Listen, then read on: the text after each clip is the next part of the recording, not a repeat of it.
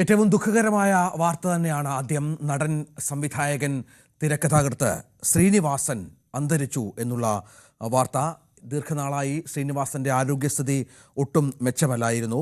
നിരവധി സിനിമകളിലൂടെ മലയാളികളെ ചിരിപ്പിച്ച, ചിന്തിപ്പിച്ച നടനാണ്.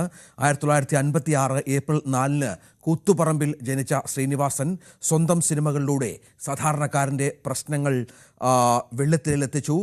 സംവിധായകനും പിന്നണി ഗായകനും നടനുമായ വിനീത് ശ്രീനിവാസൻ, ധ്യാൻ ശ്രീനിവാസൻ എന്നിവർ മക്കളാണ്. 200-ലധികം ചിത്രങ്ങളിൽ ശ്രീനിവാസൻ്റെ സാന്നിധ്യം മലയാളികൾ കണ്ടു. സംവിധാനം ചെയ്ത എണ്ണം പറഞ്ഞ സിനിമകളിലൂടെ മലയാളത്തിലെ ഹിറ്റ് ചിത്രങ്ങൾക്ക് ഇപ്പോഴും കാലാനുവൃത്തിയായ നിരവധി സിനിമകളുടെ തിരക്കഥാകൃത്ത് കൂടിയായി ശ്രീനിവാസൻ മാറി എന്നുള്ളതാണ് ഏറ്റവും പ്രധാനപ്പെട്ട കാര്യം. മലയാളികൾ എന്നും ഏറെ ഇഷ്ടത്തോടെ നെഞ്ചിനോട് ചേർത്ത് വെക്കുന്ന നടൻ ശ്രീനിവാസൻ അന്തരിച്ചു എന്നുള്ള ഏറ്റവും ദുഃഖകരമായ വാർത്തയാണ്. വിശദാംശങ്ങൾ ലഭ്യമായി വരുന്നതേ ഉള്ളൂ. അദ്ദേഹം ദീർഘനാളായി നമുക്കറിയാം അസുഖബാധിതനായിരുന്നു.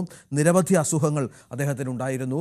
ഇടയ്ക്ക് അദ്ദേഹത്തിന് ചില ശാരീരികമായ തളർച്ചകളും മറ്റും വന്ന് സംസാരിക്കാൻ പറ്റാത്ത പശ്ചാത്തലമൊക്കെ ഉണ്ടായിരുന്നു.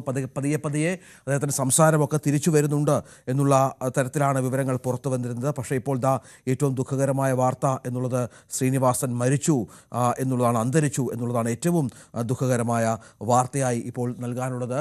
ഏതായാലും കൊച്ചിയിൽ ആശുപത്രിയിലാണോ അതോ വീട്ടിലാണോ എന്ന കാര്യത്തിലൊക്കെ ഒരു സ്ഥിരീകരണം വരേണ്ടതുണ്ട്. കാരണം അപ്രതീക്ഷിതമായിരുന്നു ഈ മരണം, ഒരു പരിധിവരെ അപ്രതീക്ഷിതമായിരുന്നു. കാരണം ഇത്ര പെട്ടെന്ന് അദ്ദേഹം വിട്ടുപോകും എന്ന് ആരും പ്രതീക്ഷിച്ചിരുന്നില്ല എന്നുള്ളതാണ് ഏറ്റവും സങ്കടകരമായ ഒരു കാര്യം. നമുക്കറിയാം ശ്രീനിവാസൻ എന്ന നടൻ മലയാളികൾ അത്രത്തോളം നമ്മുടെ മനസ്സിനോട്, നമ്മുടെ സിനിമാ ജീവിതത്തോട് ചേർത്ത് വെച്ചു എന്നുള്ളത്. അത്രയധികം ഇഷ്ടപ്പെട്ട, അത്രയധികം മലയാളികളെ ഒരുപാട് ചിന്തിപ്പിച്ച സിനിമകളുടെ തിരക്കഥാകൃത്ത്, സംവിധായകൻ, നടൻ എന്നീ നിലകളിൽ ഏറെ എന്നും ഓർത്തിരിക്കുന്ന ഒരു അതുല്യ പ്രതിഭ കൂടിയായിരുന്നു ശ്രീനിവാസൻ എന്നുള്ളതാണ് ഏറ്റവും പ്രധാനപ്പെട്ട കാര്യമായി പ്രേക്ഷകരോട് പങ്കുവെക്കാനുള്ളത്. ഏതായാലും ശ്രീനിവാസൻ്റെ തിരക്കഥകളൊക്കെ ഏറെ മലയാളികൾ ചേർത്ത് വെച്ച നാടോടിക്കാറ്റ്, സന്ദേശം, പട്ടണപ്രവേശം, വടക്ക് നോക്കിയന്ത്രം, വരവേൽപ്പ്, മിഥുനം, മഴയത്തും മുൻപേ,